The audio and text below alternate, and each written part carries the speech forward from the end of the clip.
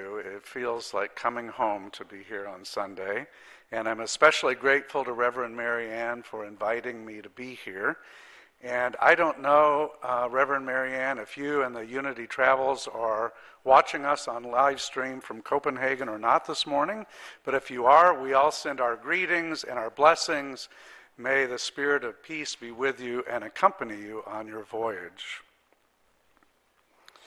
Well, I don't know if you've heard the story about the man who decided that he wanted to become a monk and live in a monastery, but he went to see the abbot at the monastery for an interview. And after they talked, the man said, what would be required in terms of my residence here?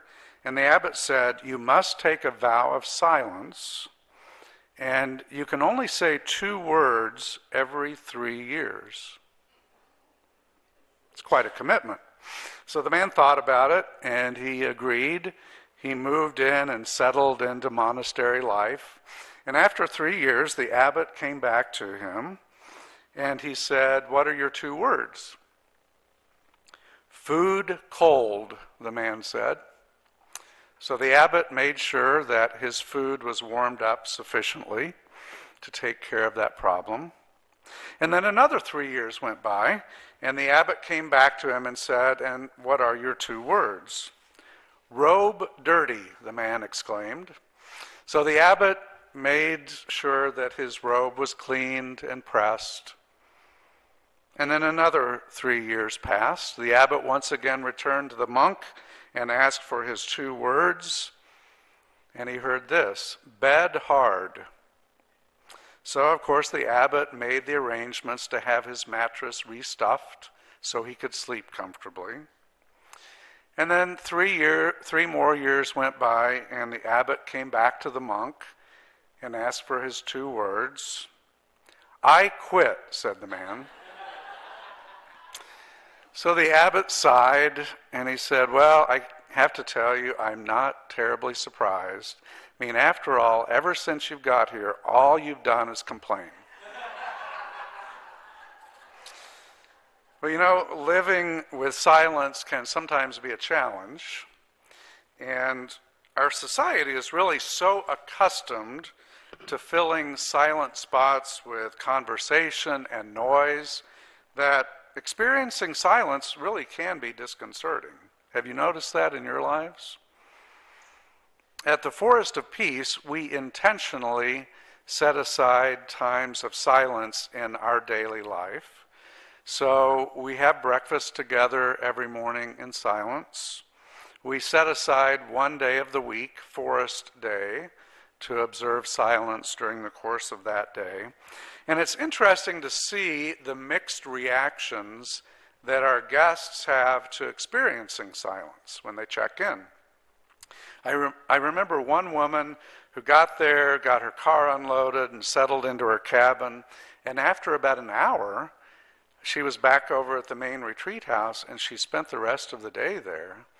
And so at supper, I asked her how it was going, and she said, well, I got to my cabin, and it was so quiet, I was really uncomfortable, so I just needed to be over here to hear people moving around.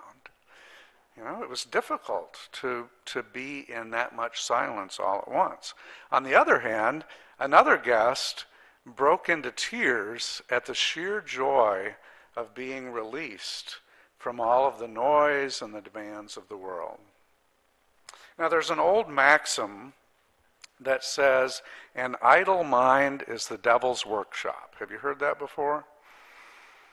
And that maxim leads some people to believe that silence can be dangerous if it leads to a relaxed mind that lets in nefarious thoughts. But as Myrtle Fillmore taught us in her book, How to Let God Help You, silence and meditation is really not about idling the mind. She says this, set aside regular periods every day for prayer, times that are most convenient for you. Use words of truth during your silence periods. As you change your thinking and bring it into line with truth principles, a transformation will take place in your consciousness. Your mind will become keen, awake, alert, illumined, and your body temple will be filled with new life.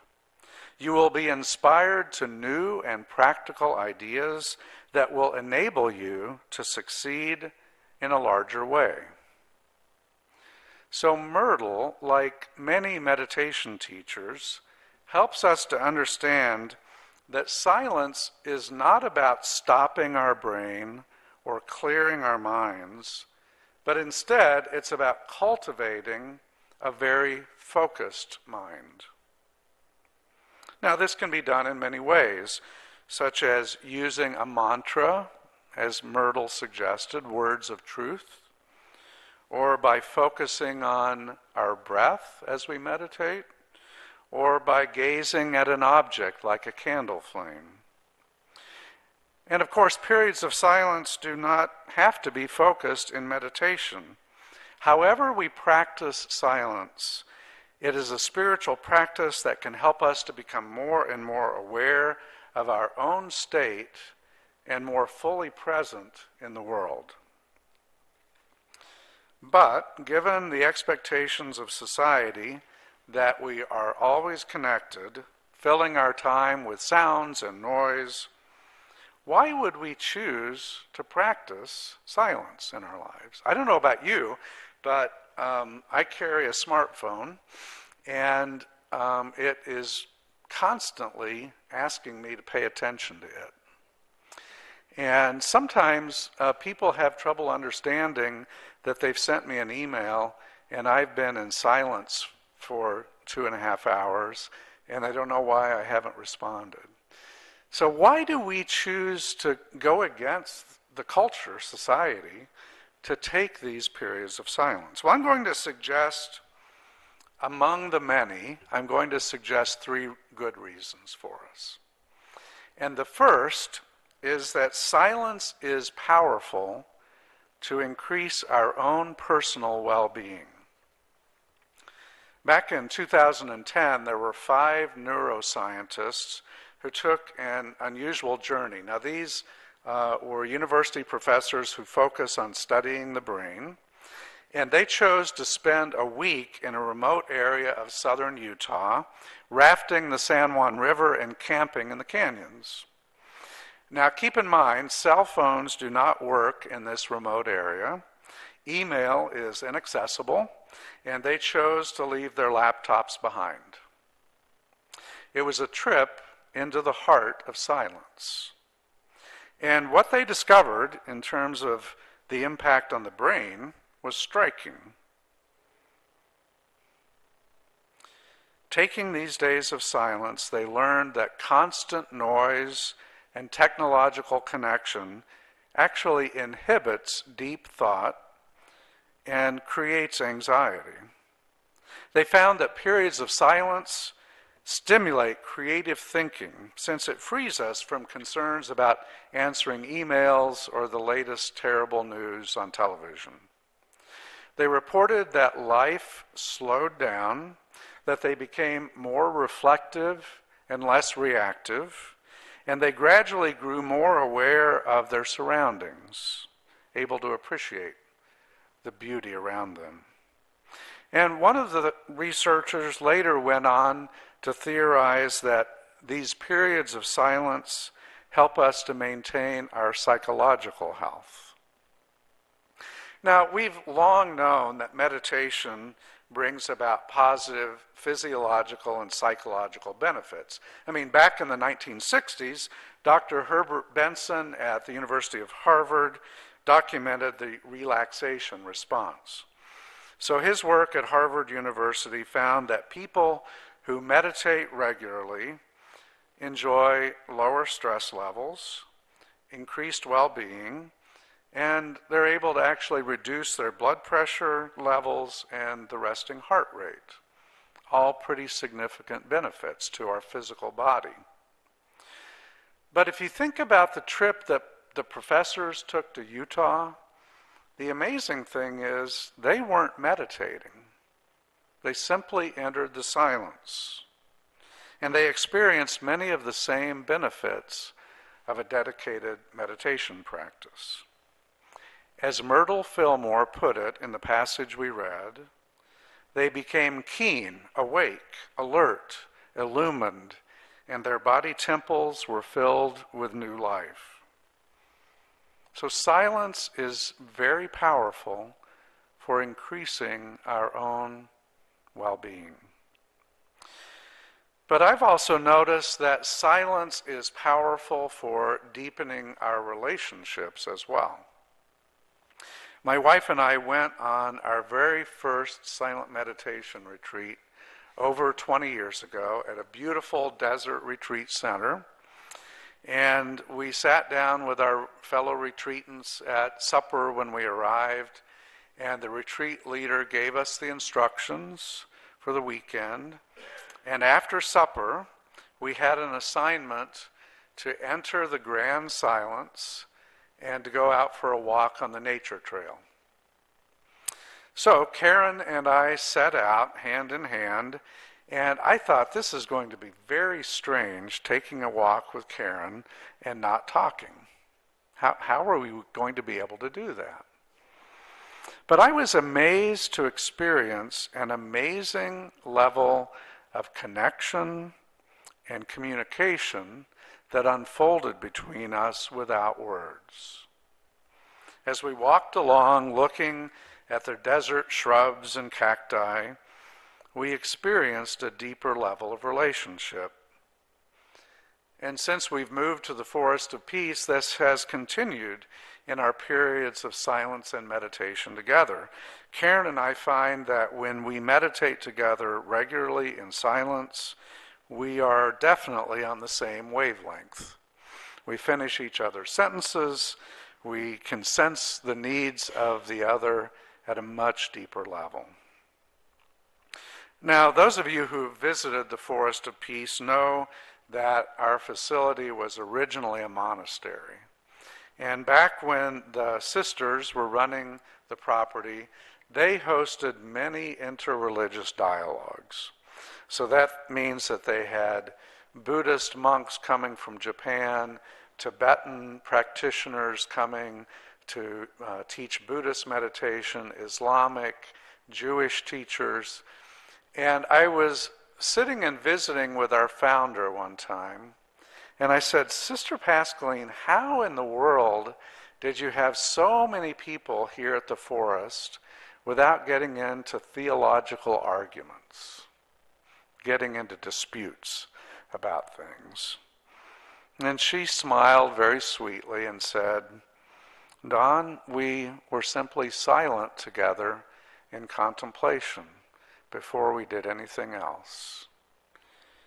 And after you've experienced the sweet presence of God together, you understand that we are all connected by one heart. Deepening relationships within community through silence.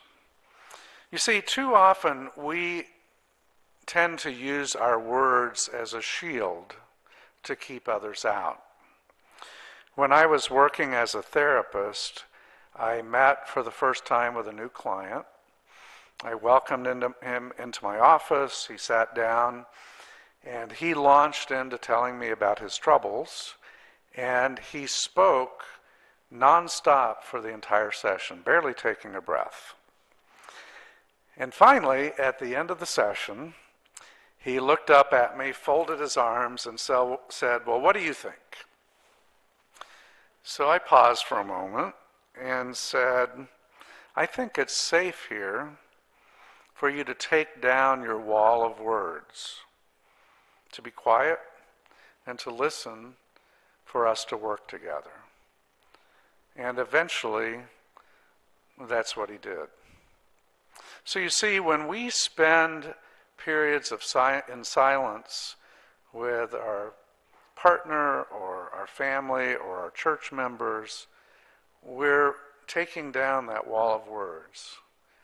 We're committing to be together in a deeper relationship. Well, another area in which silence can greatly benefit us is to deepen our connection with Spirit. Ernest Holmes was the founder of another New Thought church, Religious Science, and he said this about silence and meditation. Meditation is silent since the very word symbolizes stillness as opposed to objective argument. There's a difference between going into the silence and meditating on some specific good or some specific quality or essence. Going into the silence does not mean making the mind a blank, and meditation is always some mental activity around a definite idea. For instance, take the thought of goodness. If one were going to meditate on this thought, one would be conscious that he's meditating on the thought of goodness, and he would be silently receptive to the idea which he is meditating upon. This might be termed an actively receptive mental attitude. So if we take Ernest Holmes' teaching to heart, when we adopt this receptive attitude, we open ourselves to the wisdom and guidance of Spirit. Psalm 46:10 encourages us to be still and know that I am God. And when we intentionally move into silence, we open ourselves to the presence of Spirit. Now, I don't know if you've noticed this. I definitely noticed it in the church that I grew up in. But for many people, prayer simply involves talking to God, saying things, asking for things, expressing things.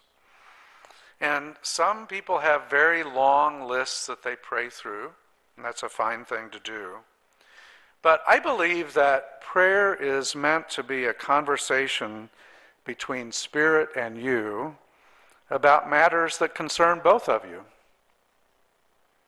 The people you love, the causes you care about, the work that you're pouring yourself into, about well-being in all aspects of your life. So for me, prayer and meditation is an intimate communication with the divine. There, in silence, I process my life with Spirit. And I receive guidance, often in the form of simple nudges. Sometimes ideas and visions come to me that don't sound or look like anything I could or would ever imagine. I serve as a spiritual director, and part of our practice when we're sitting in session is to leave space of silence in the conversation and to listen for the nudges of Spirit about what needs to be asked or said. And I remember I was in one session where I got this nudge to ask a specific question. And I thought, I'm not going to ask that. That doesn't fit. And about 20 minutes later, the same nudge, ask. And so I did. And the person I was working with said, that doesn't make any sense. That doesn't resonate with me. I thought, okay, maybe I wasn't listening right. But the next month, when that person came back and sat down across from me, the very first thing said was, you know that question you asked me? Something very powerful opened up in my life around that. So I believe it's so important for us in the time of silence and stillness to listen and be receptive to the nudges of God. So for this kind of conversation to happen, we have to be willing to listen as well as talking. And we need to be attentive to the divine Spirit with us. Just as if someone's talking to us, we would turn and listen to them. I don't know if you've ever been in a conversation with someone, but they're pouring their heart out about something and talking quite a bit, and you suddenly realize that you've gone someplace else and you haven't heard a thing they've said for the last couple of minutes. I think we've all done that. And I think part of the practice of meditation is cultivating the discipline to keep our attention and our focus on relationship with Spirit. Not to go into that spaced out place, but to simply be present with the divine. And in that place, we can decide that it's not up to us to solve every problem. Some matters may be too great or too awesome, but we can trust Spirit to address them. The psalmist expressed it this way: Lord, my heart is not proud, my eyes are not haughty. I don't concern myself with matters too great or too awesome for me to grasp. Instead, I have quieted and calmed myself, like a weaned child who no longer cries for its mother's milk. Yes, like a weaned child is my soul within me. So, spending time in silence leads us to greater personal well-being in mind and in body and in spirit. And it deepens our relationships by helping us to become more vulnerable, more open and accessible to others. And of course, silence leads us to a more intimate connection with God, in which we can experience nurture and wisdom and guidance. Now, some people who come to the Forest of Peace to learn about meditation and to experience silence, well, they confuse those practices with a lack of movement or stagnation or being lazy. But the truth is that the silence actually moves us more powerfully into dynamic living, linked to the power and the purposes of Spirit. As Myrtle Fillmore put it, a transformation will take place in your spirit. I conclude this morning with the words of the renowned poet David White on the power of silence. To become deeply silent is not to become still, but to become tidal and seasonal, a coming and going that has its own inimitable essential character, a story not fully told, like the background of the sea, or the rain falling, or the river going on out of sight, out of our lives. Reality met on its own terms demands absolute presence and absolute giving away, an ability to live on equal terms with both the fleeting and the eternal, the hardly touchable and the fully possible, a full bodily appearance and disappearance, a rested giving in and giving up, another identity braver, more generous, more silent and more here than the one looking hungrily for an easy, unearned answer. And so it is. Amen.